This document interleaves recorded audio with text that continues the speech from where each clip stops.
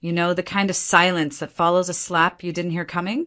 That was the room, dead silent, after my Aunt Janice turned to me during the quarterly board meeting and said with a smirk, "Still just a mediocre secretary, huh?" I was seated at the far end of the polished mahogany table, jotting down minutes like I always did. The room was filled with executives in tailored suits, department heads, investors, and of course, Janice, my late father's sister and the woman who had taken over the company's leadership after his death. She was polished, loud, and loved being the smartest in any room. I blinked, unsure if I heard her right.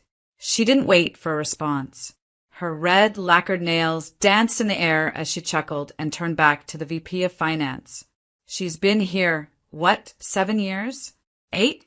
Still fetching coffee and scribbling notes. I mean, ambition just isn't for everyone." A few people forced awkward smiles.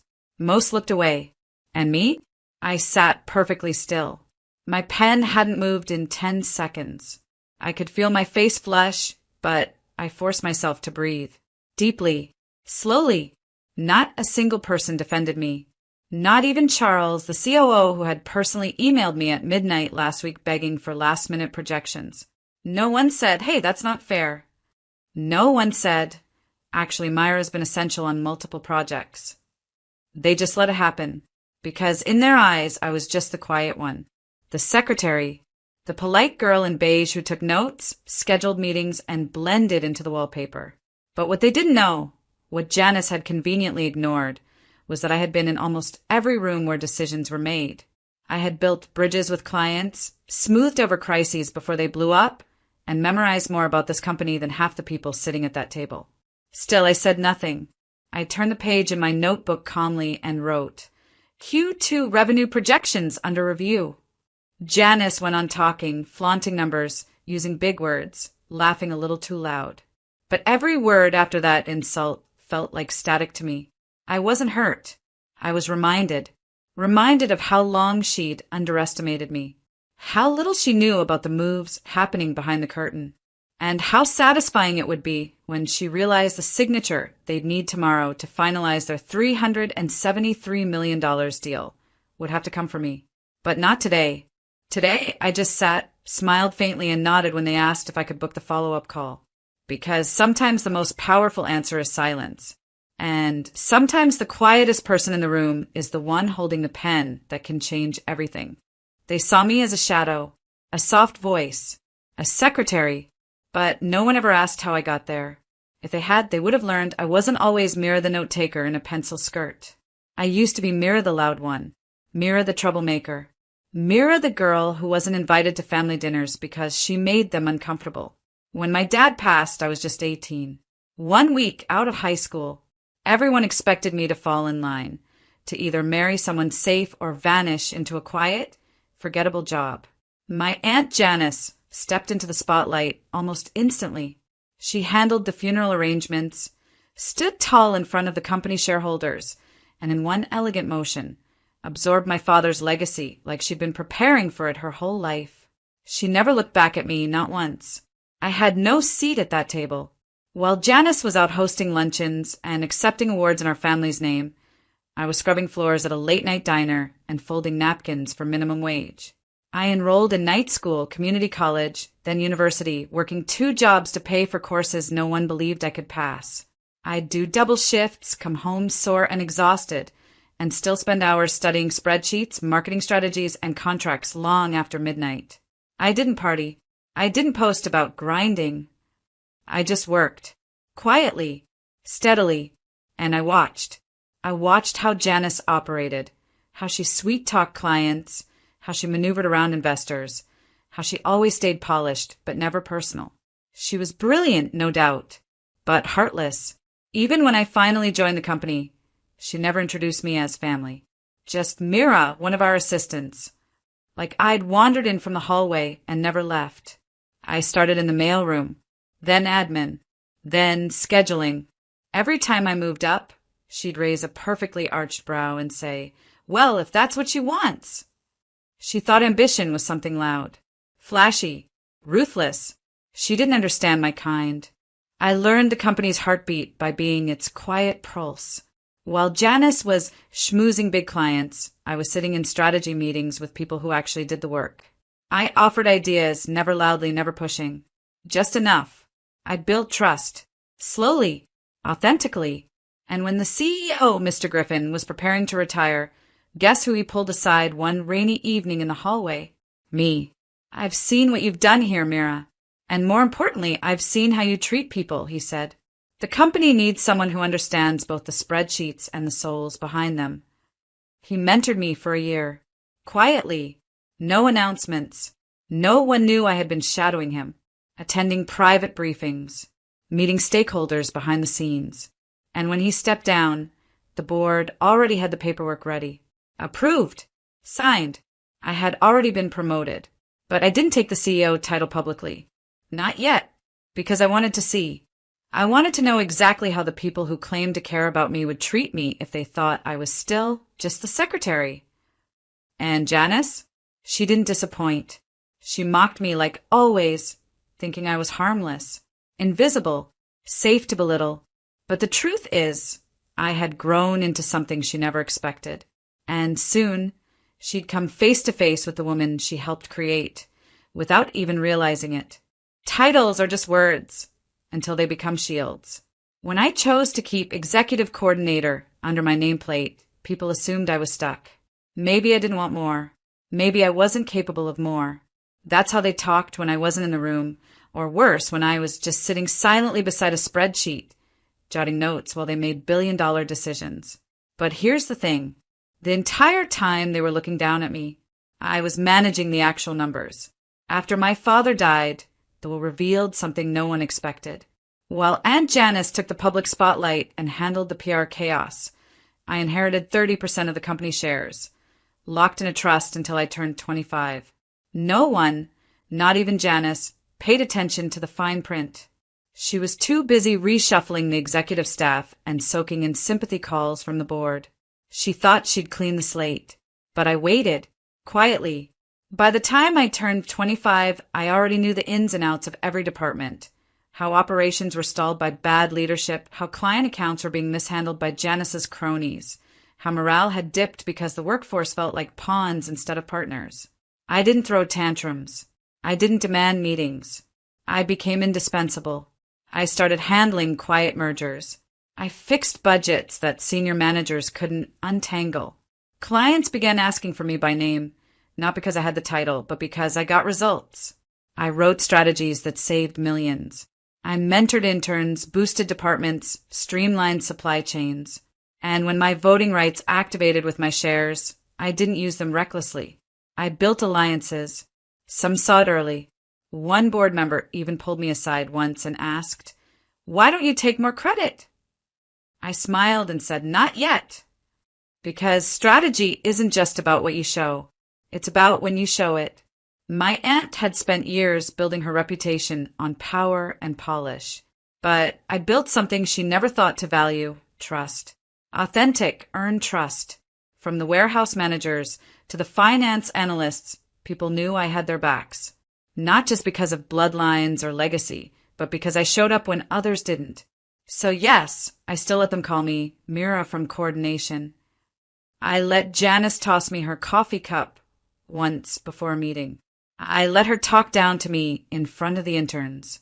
I let her smirk when I walked in with paper folders instead of a presentation clicker. Because every single second of dismissal was currency. And the payout was coming. They thought they knew who sat at the table. They had no idea who owned it. The buzz in the office was electric. You could feel the tension thrumming through the floors like an unspoken countdown. Phones ringing. PowerPoint slides being tweaked until the last second. Executives skipping lunch. For weeks, every department had been working overtime for one reason. A $373 million international partnership deal with a European conglomerate that would supposedly redefine our company's future. My Aunt Janice strutted through the corridors like she already had the contract framed above her fireplace. Everyone kept saying, "This is her masterpiece." I sat silently in those meetings, 2 chairs down from her, nodding as her voice filled the conference room. She was polished, practiced, loud, but not accurate. She didn't notice how I made tiny notes in the margins of the draft contracts, how I followed up with our compliance team about a clause she missed. She didn't notice that one of the foreign stakeholders had quietly emailed me, not her, asking for clarification on a sensitive clause around data protection. I gave them what they needed, and I waited, because I knew something Janice didn't. While she assumed the deal was hers to seal, she hadn't paid attention to the restructured governance policy my father had left behind. The one that outlined that for any international contract exceeding $250 million, the final signatory must be the acting CEO and at least one major shareholder. And Janice, despite all her loud authority, held neither role. Guess who did? Every legal paper she'd paraded around the board had a blank line at the bottom, waiting for the one signature that made it valid, mine. Of course, I said nothing. I let them book the press conference. I watched the international team fly in. I even brought coffee to the strategy session Janice held the night before, listening as she joked about me being reliable, but still a little green for the big stuff. Everyone laughed. I smiled, because this wasn't just about a deal. It was a test of their perception, their arrogance, and their blindness to what stood right in front of them. The morning of the final signing, Janice walked into the boardroom wearing a power red blazer and a grin that could cut steel. The table was set. The contract was printed. Cameras were being tested for the post-signing media reel. All eyes were on her, until the European rep, a quiet man with glasses and a razor-sharp sense of legalities, looked at the last page and said, "We're still missing the final authorization signature. Where is your CEO?" Janice blinked, laughed politely. "You're looking at her." But he didn't laugh. He looked at me. "Mira Levine," he asked, "isn't your name listed as acting CEO in this registry?" The silence that fell was ice cold. I took a slow sip of my coffee, set it down and stood. "Yes," I said clearly. "That's correct. I'll need a moment to review the final version before I sign." Janice's face drained of color. The board members started whispering. And just like that, her illusion cracked. No shouting, no scenes, just a signature-shaped truth no one could deny. And I wasn't done yet. The next morning, the office looked nothing like the high-gloss powerhouse it pretended to be. The atmosphere was thick with panic. Phones buzzed nonstop. Voices that were usually confident now whispered behind closed doors. The big signing event had turned into a crisis. Word had gotten out. The deal, worth nearly $400 million, was frozen. Investors were calling for answers. And the foreign partners? They were growing suspicious, threatening to walk if paperwork wasn't finalized within 48 hours. At the center of it all was one missing thing, a signature. Mine. Janice had been in damage control mode since sunrise. She rushed from legal to finance to the boardroom and back, flanked by assistants who looked like they were about to collapse. Her voice, usually full of swagger, now cracked with strain as she tried to clarify things with stakeholders. But no amount of smoothing over could change the facts. The legal team finally laid it out in black and white. The deal cannot move forward without Mira Levine's approval. She holds both the acting CEO title and the required shareholder percentage for executive authorization. That sentence was replayed again and again throughout the building. People who had ignored me the day before were now peeking into my office, suddenly remembering my name. I sipped my tea in peace, reading through the final documents on my desk. I wasn't rushing. I wasn't hiding. I was simply letting them feel the weight of what they'd overlooked. At precisely 11 a.m., I walked toward the executive boardroom. And when I opened the door, the reaction was immediate. All heads turned. Some stood. Janice froze mid-sentence, her face visibly tightening. The air shifted, like the moment before a thunderstorm breaks. For a brief second, no one said a word. Then one of the board members, a man who'd once said in a meeting that I was a sweet girl but not really leadership material, cleared his throat.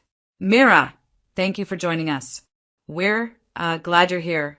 I nodded but said nothing. Janice tried to regain control, her voice brittle. "We've had a little confusion, but we've sorted most of it out. If you could just sign here." I raised a hand. "I'll sign after I've reviewed every page of the updated draft." thoroughly. The lawyer to my left gave a subtle nod, confirming that I had every right to request time. After all, I wasn't just an accessory to the process anymore, I was the process. Janice looked like she wanted to protest, but she didn't dare. Instead, she watched in silence as I sat at the head of the table, the seat she usually claimed. I flipped through the documents, slowly, carefully. I highlighted clauses, crossed out inconsistencies, and asked the legal counsel to make final edits before I would agree to put ink on paper. And when I finally signed, I didn't say a word. I simply slid the folder forward and stood. It was the quietest moment of power I'd ever experienced, and it shook the room to its core. Janice didn't look at me as I walked out, but I felt every eye behind me, and I knew for the first time they all saw me for who I truly was. Not a secretary, not the quiet girl in the corner, but the one with the pen, the one with the power. The silence didn't last long. After I signed the deal and left the boardroom, word of what had just happened spread like wildfire. People who had once glanced past me in the elevator now looked stunned when I walked by.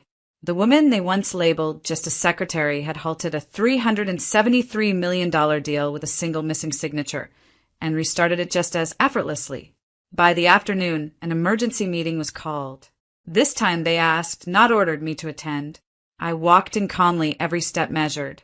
Gone was the timid posture I used to wear around my aunt. Gone was the careful silence.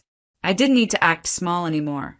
The long mahogany boardroom table looked different today.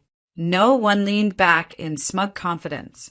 Even Janice sat straight, hands folded tightly, her usually proud chin dipped ever so slightly.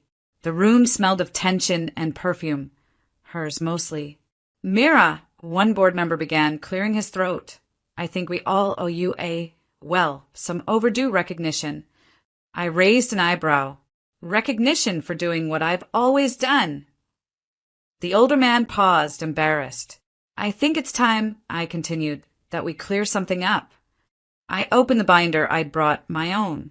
Inside were files, charts, and documented proof of the operations I'd overseen during the last 2 years. Logistics restructuring, budget approvals, international negotiations, internal audits. Projects that had saved the company millions. Projects that bore my signature, often disguised under general admin codes or team efforts. I've been managing 60% of our international operational strategy without title credit, I said, because I was told my role wasn't client-facing enough to deserve visibility. Janice flinched. "And yet," I continued, "when supply chains froze last year, who coordinated the alternate vendors that kept our factories running?" Silence. Who caught the miscalculation in the Mexico deal before it cost us litigation? Still silence. I turned a page. Who signed off on the vendor contract from Singapore that quadrupled our profit margin in Q2? More silence, followed by a subtle nod from the CFO. Then I looked at Janice. "You've built your image by overshadowing others, Aunt Janice. And it worked for a while. But even shadows can't exist without a light source. I've been that light behind you for far too long." Janice opened her mouth, but no words came out. Her face was pale, lips pressed tightly, hands shaking slightly at her sides. "I didn't expose this for revenge," I added. "But let's not pretend anymore." The room shifted. One by one, people who had dismissed me began asking questions, curious, not condescending. Board members leaned in. Legal staff listened carefully. I noticed a few exchanging glances, realizing that they'd never truly known the backbone of their own company. Janice tried to regain footing. "This is still a team effort, Mira. You can't act like you've done it all." "I never said I did," I replied smoothly. "But I did far more than you let anyone know. And it's time that stops." For the first time in years, Janice had nothing to say. Her voice, her greatest weapon, was silent. And I was finally seen. The days that followed felt surreal, like watching a slow collapse from behind a glass wall. I didn't gloat. I didn't storm offices or demand anything. I just kept showing up, doing what I always had, but now with eyes on me that truly saw. The board had seen enough. What started as whispers turned into formal inquiries. Meetings were called. this time without my Aunt Janice at the head of the table. The same board members who once applauded her sharp tone and iron grip now looked uneasy when her name came up.